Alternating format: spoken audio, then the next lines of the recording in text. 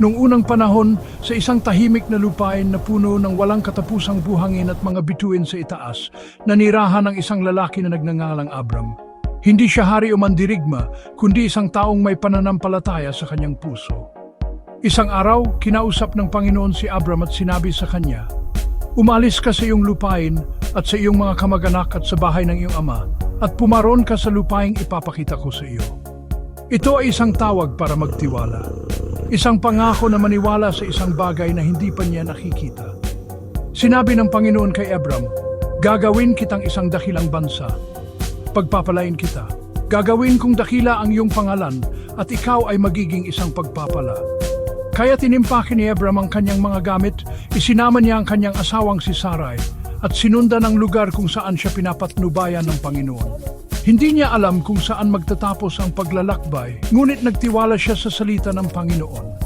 Lumipas ang mga taon. Tumanda si Abram at gayon paman wala siyang anak. Ngunit isang gabi, inilabas siya ng Panginoon at sinabi sa kanya, "Tingnan mo ang langit at bilangin mo ang mga bituin kung mabibilang mo ang mga iyon. Ganyan karami ang iyong magiging lahi."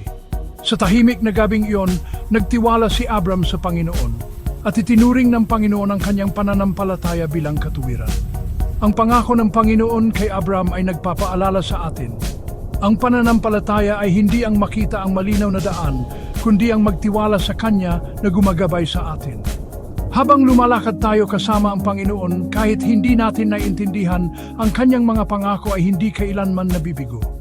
Sapagkat tulad ni Abram, tayo rin ay bahagi ng kwentong ito ng pananampalataya at pagpapala. Ang Panginoon ay tapat sa lahat ng kanyang pangako. Mga awit 145, 13.